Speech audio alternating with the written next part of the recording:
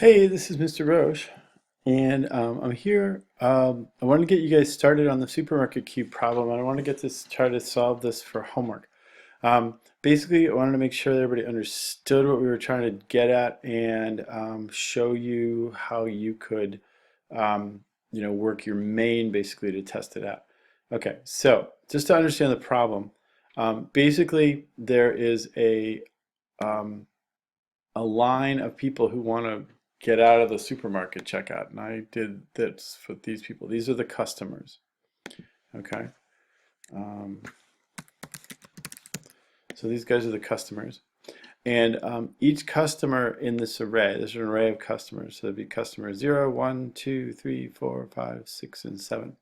And each customer will take amount of time to check out. So this person takes 6, this person takes 5, this person has a lot of food, so it would take 14, this person takes 6, this person takes 8, this person has a big order too, and it would take like 11, this person has 6, and this person has 3.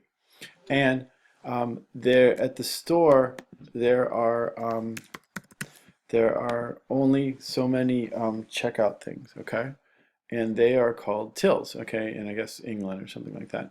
So what would happen is the person here would go like here. They would go to checkout 1, first person, and they would take them 6 minutes. But while this is open, person 2 could go here, and person 3, whoopee, I'm gonna move this. Person 3 could go here, whoopee.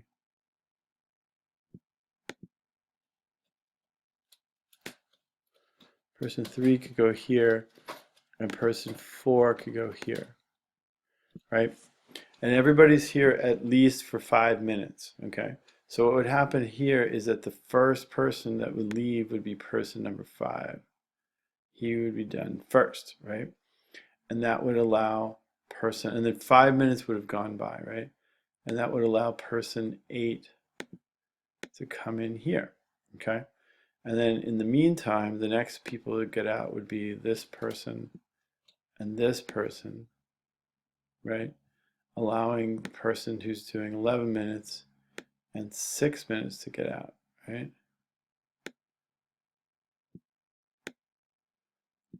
And that's how that would work. And then maybe, depending on what time this person started, probably person 8 would come off, or 6, and this would allow 3 to get in here, right? Then probably this person, then this person, or maybe these two, I don't know which two, would actually leave. So it's either going to be this person's at the end or this person's at the end, okay? So that's sort of the idea, okay? And then more people could come in. Okay, and so that's the problem. So you have this is an array called customers, and the n that goes into the function is called tills, okay? So let me tell you how to set this up in Eclipse, okay? I have a version that I'm kind of running right now, and I'm doing a little bit of stuff here to sort of test it out.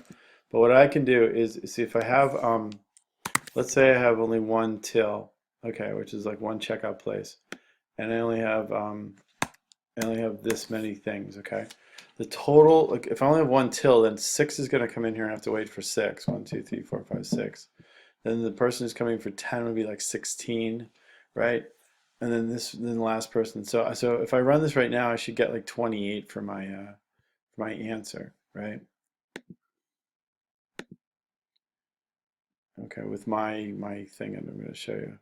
There you go. And so what's going on is that like it knows the tills, so my till is number 0, so 6 gets in till, and then it kind of counts down. I'm doing it by counting right now. I think I can do it faster, but I'm just sort of doing that.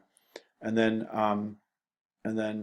what I do is I put for the second customer in here, which is customer 1, and like she's 10, so it counts down to 10, and then I got 12, and it counts down. So if I only have one till, then the first one's going to be this, right?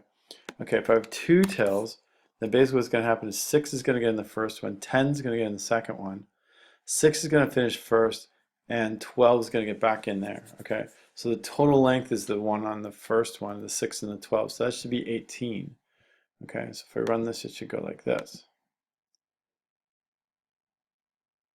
Okay, and my answer is 18, which is good. Okay, so then I can add more tills. Like if I have 3 tills, like you can guess, it's going to be I think 12 is going to then be the longest, right? So 12 is going to be the longest. If I have 4, I think it still works out. Let me see if I get an error. I didn't try this. 12 still longest. That's cool. So if I'm in a really big supermarket and there's like 14 checkouts, I can go like this. Then the answer is still 12, right? And then basically I can go, let me make 5 tills, and I can make a whole bunch of these guys going like 6, 6, 7. Let's put somebody there for a long time. I mean, how long does it really take you to check out of a supermarket? Somebody's getting some gum right there. Somebody has a real problem with one of the items. That would take 15 minutes. That's a really long time. I would say 7, 8, and 9. Let's try that, okay?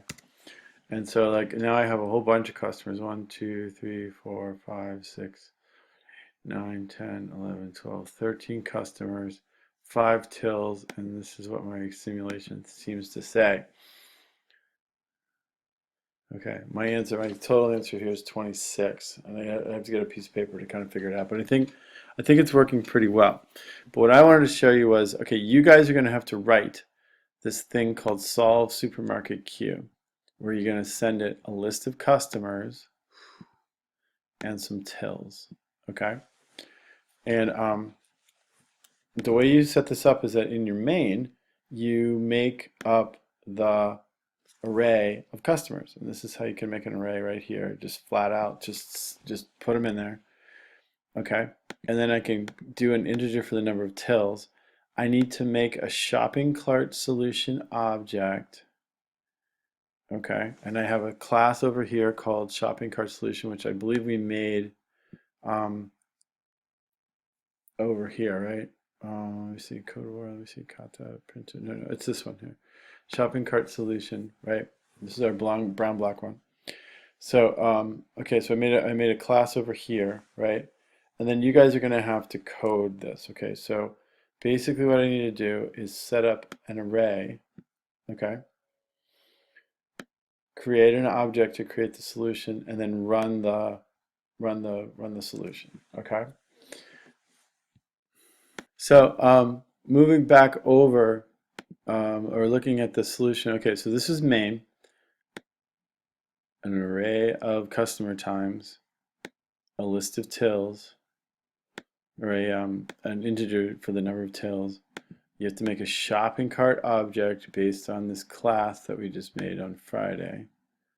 Okay, this guy, right? And then what you do is you're going to write this method inside shopping cart solutions, right? And it's going to give you back an answer for total time. Okay. Inside here, this is shopping cart solution, right? This is the new shopping cart solution. This is shopping cart solution. So inside here, I got my class, right? And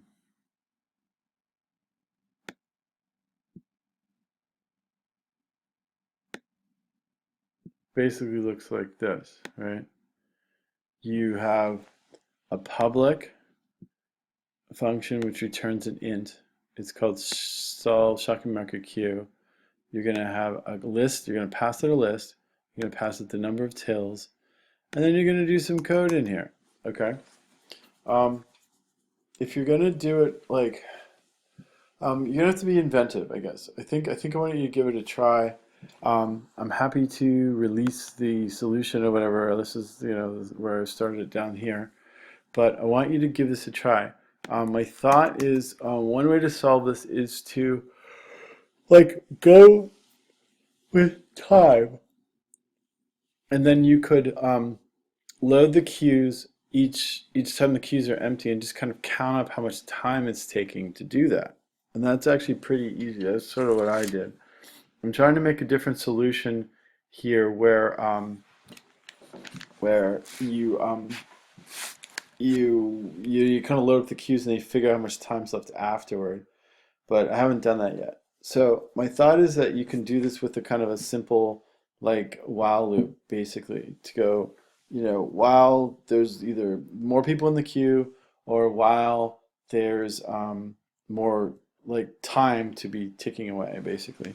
Um, or until you're not done. You can do that too. There's a way to sort of do that and set the value for that.